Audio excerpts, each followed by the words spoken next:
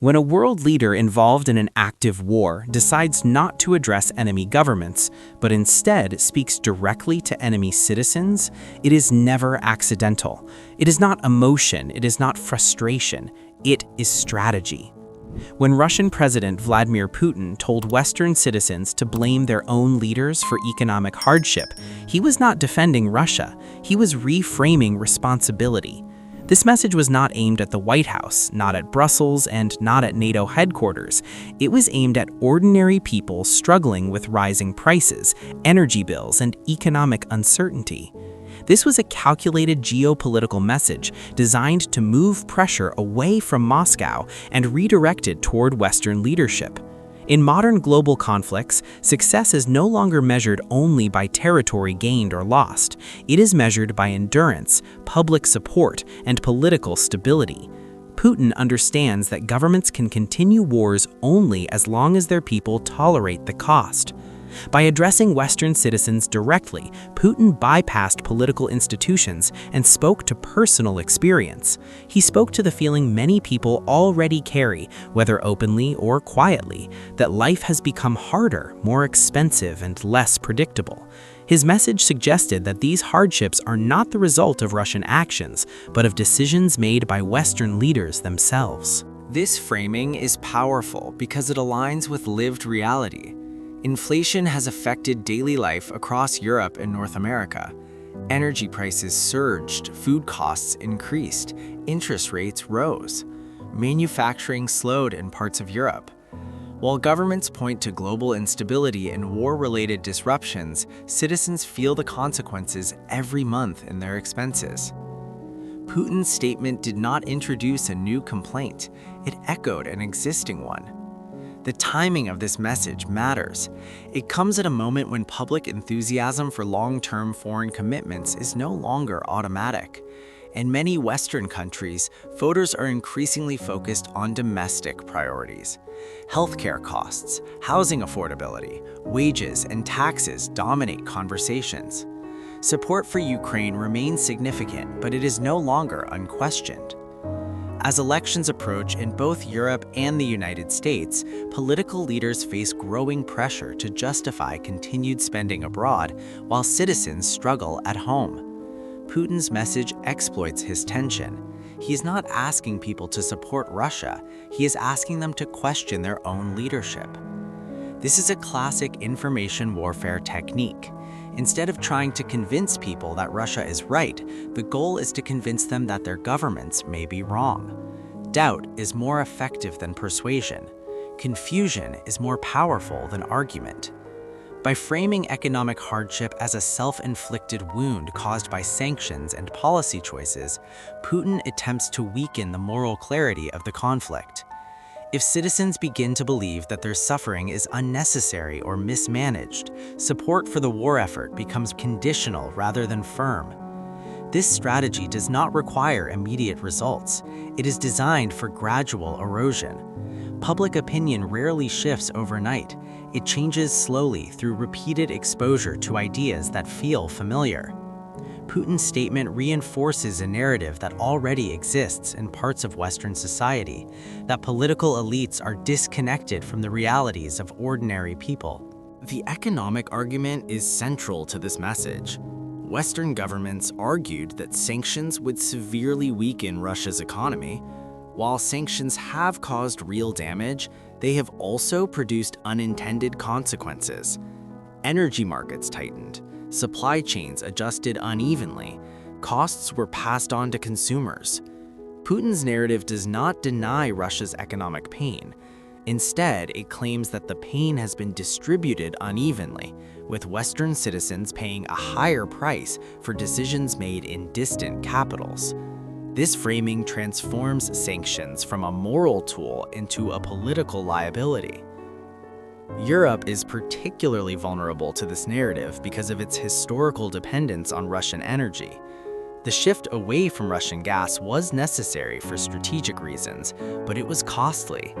Governments intervened to cap prices and subsidize households, placing additional strain on public finances. Industries faced higher production costs, reducing competitiveness. Putin does not need to mention these details explicitly. Western citizens already know them. His statement simply connects the dots in a way that benefits Moscow's strategic interests. Another critical element of this message is its focus on elections. Democratic systems are sensitive to public opinion. Leaders must respond to voters. By encouraging citizens to blame their own governments, Putin hopes to influence the political environment indirectly. Even small shifts in voter sentiment can alter policy debates. If aid packages become controversial, if defense spending is questioned, if unity fractures along partisan lines, Russia gains time and leverage. Prolonged conflict favors the side with greater tolerance for economic and political strain. Putin is betting that Western societies, with their open debates and electoral cycles, will struggle to sustain long-term consensus. At the same time, this message serves a domestic purpose inside Russia. It reinforces the idea that the West is not unified and that its citizens are unhappy. This strengthens internal support for the Kremlin's position. It suggests that Russia is not isolated, but rather facing opponents who are divided and uncertain. Western governments are aware of this strategy. They routinely warn about foreign disinformation and narrative manipulation. Official responses emphasize unity, shared values, and the necessity of standing against aggression. These messages are consistent and carefully crafted. However, messaging alone cannot eliminate economic discomfort. Governments can explain policies, but they cannot erase higher bills or slower growth through words alone.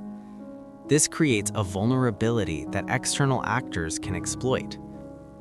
It is also important to recognize that economic hardship has multiple causes.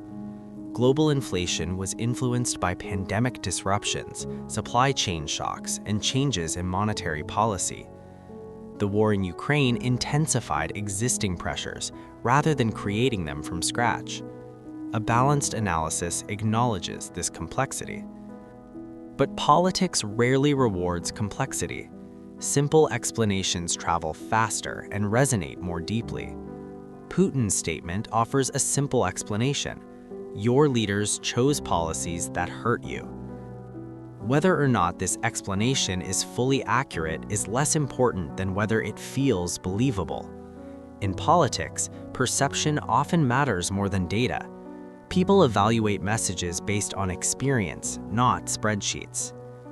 This is why the statement matters. It does not change facts on the ground in Ukraine. It does not alter military positions, but it influences the environment in which political decisions are made. Modern conflicts are not won solely through force. They're managed through endurance. They test economic resilience, social cohesion, and political patience. Putin's message targets all three. The larger implication is that the war is expanding beyond traditional boundaries. It is no longer confined to Eastern Europe. It exists in conversations, debates, and voting booths across the West. Every discussion about inflation, energy, and government spending becomes indirectly connected to the conflict. Western leaders face a difficult balancing act. They must maintain support for Ukraine while addressing domestic concerns. Failure to do either creates opportunities for adversarial narratives to grow. Sustaining unity requires more than moral arguments. It requires visible efforts to protect citizens from economic fallout. Putin's statement should not be dismissed as mere rhetoric, nor should it be accepted at face value. It should be understood as part of a broader strategy to reshape how the conflict is perceived and debated. The real question is not whether Western citizens will agree with Putin. The question is whether they will increasingly question their own leaders. If that happens, the political landscape shifts, even if support for Ukraine remains in principle. Wars today are not just about territory, they are about time. They are about who can sustain pressure longer, who can absorb costs, and who can maintain public confidence. By telling Western citizens to blame their own leaders, Putin is attempting to shorten the time horizon of Western commitment. He is betting that internal pressures will matter more than external threats. Whether this strategy succeeds depends on how Western societies respond. Unity is not automatic. It must be maintained through transparency, accountability, and tangible economic relief. In the end, this message reveals something important about modern power. Influence no longer flows only from strength. It flows from narrative control. The ability to shape how people understand their own hardship can be as impactful as military force. Putin's words were not aimed at changing minds overnight. They were aimed at planting a question. And in politics, questions can be more disruptive than answers. As long as economic pressure continues and political debates intensify, messages like this will find an audience. The challenge for democratic societies is not just to counter external narratives, but to address the internal realities that make those narratives persuasive. This is not a battle of speeches. It is a test of governance, resilience, and trust. And that test is unfolding far from the battlefield, in the everyday lives of ordinary people.